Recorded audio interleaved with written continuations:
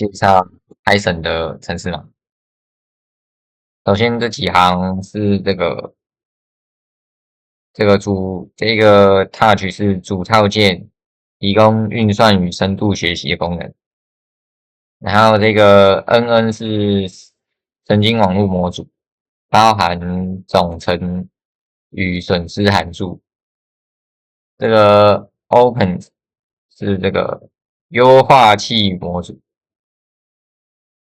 这个 Distance 跟这个 Transforms 是用于载入与转换图片资料。然后这个 Make Good 是将多张图片排成网格，方便视觉化。还有这个是绘图工具，用来显示图片。然后它这一行是从指定资料夹载入图片，需有此资料夹作为分层标签。然后 transform 这个是图片转换流程。然后 len 的这个是显示共载入几张图片。然后 distone 是将资料及包装或可批次读取的回圈器。然后它这个是生成器。这个这一个是生成器模组，输入随机噪音，输出假图片。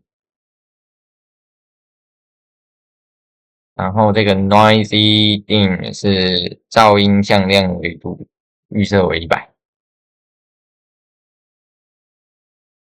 这个 n 点 n spectrum 串接多层神经网络。这个 render 是全连接层。real 是激活函数，增加非线性。然后这个的部分是输出范围，负1到1，与图片正规相符。它这两行是定义向前传播。然后这个是输出这个图片格式，灰阶28×28。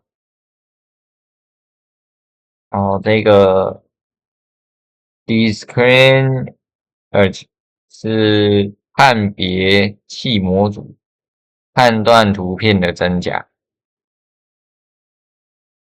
然后这个是将图片展平成一维向量。然后这个2.0是避免使神经需允许小于0的输出。bingo 是输出几率值0到1，代表真实性。然后这两行是定义向前传播，输出真假几率。然后这两个是建立生成器与判断器实例，并移至 GPU 或 CPU。这4个是训练轮次。然后它这个是开始记录的时间。然后这两个是用来计算判别器准确率。然后这4行是这个真实的图片分类标签，还有这个目前批次大小，然后是这个移至 GPU 或 CPU。然后这4行是真实图片标签为1，假的图片的话标签为0。